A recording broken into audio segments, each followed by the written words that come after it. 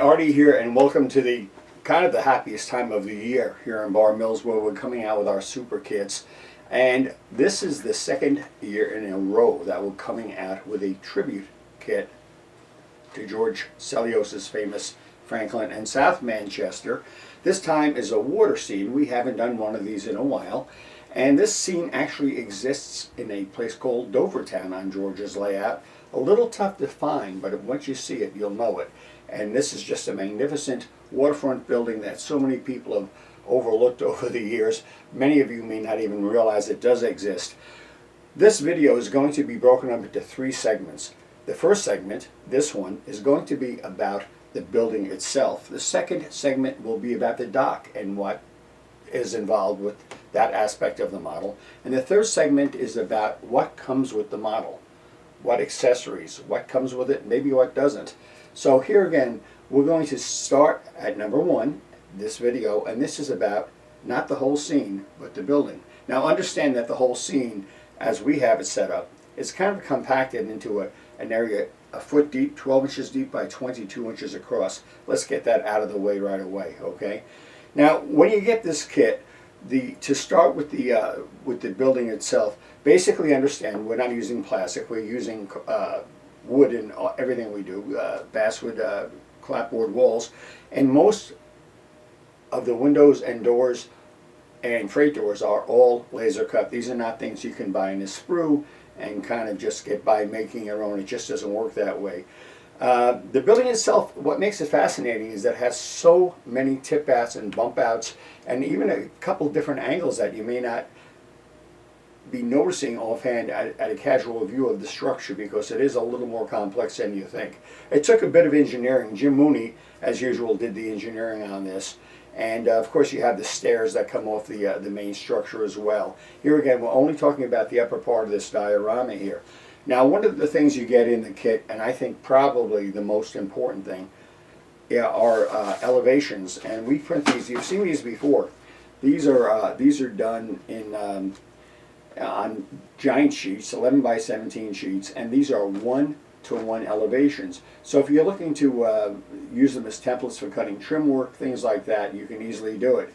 Now, the first elevation here shows a three-dimensional view of the diorama as you'd expect to build it, the way it really should be built.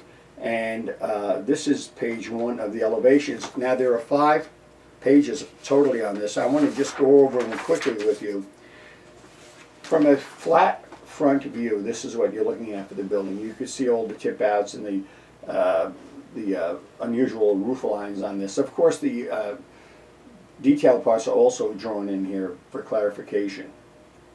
Now, understand that there are many new detail parts on this kit as far as we're concerned, and we modeled this after George's original, but we did not copy his castings. What we did was redesign his castings, use them as a reference, and printed them in 3D, and then cast many of them into resin.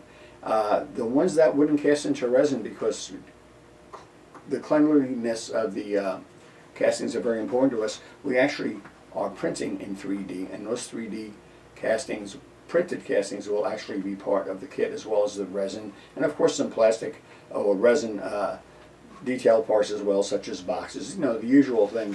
This is the back of the building. Now, this is kind of an important thing here, because if you notice right here, okay, I can't see it from my side, but right about there, you'll see a tip out. Now, what happens is people have asked us, what's on the back of the building, Artie? Is there something? Well, to tell you the truth, there was nothing on the original. We come up with the idea of using a tip out on the back of the building with a little kind of a porch area that just kind of sticks out there. And this is not tabbed in. The idea is we're going to be providing a good size graphic for the back of the building that you can put wherever you want to put it. And this, because it's not tabbed in as a tip out, can be placed any place you want to place it. So if you want to keep it to one side or the other or in the middle and just surround it by graphics, that's up to you. So that's basically a floating aspect of the kit, where if the back of the building can be seen on your layout or diorama, you want to make sure that you have something back there. And this way you have some flexibility as to how you can arrange this building to suit your purposes. Yet another view of the kit. This is an end view, one of the end views. You can see the circular windows up on top, and you can see all that's involved as far as the architectural aspects of the kit. And yet again, the other end view. Now this one shows, and it's kind of hard to picture, but there's actually an extension on this side of the kit here that comes off at an angle and is pictured there. But this is, here again, one of the things that makes this structure quite unique. And the last one around, this is a full-size version of what you're looking at just below. This is 1-to-1, so as you're building your kit, you'll be able to see if you're building it squarely, if the angles are lining up with each other the way they should, and so on. Specifically, as far as building aspects of the kit goes, as far as construction and so on, there's nothing all that earth-shattering about how it's done, except that the engineering is so on the spot that when you put this together, should come together very squarely. The window openings should be very true, and the castings that adorn the building, which we will get into talking about later on in part 3 of this video, are just going to make all the difference in having this building just a standout. Hopefully you'll use it as a foreground model, as most waterfront scenes would be.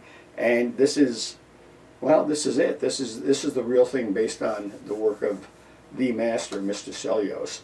And we appreciate George letting us do this one. And we think you're going to love it. There's so much more to this kit than meets the eye, though. Come on back for part 2 when you have a chance, and we'll discuss the dock assembly.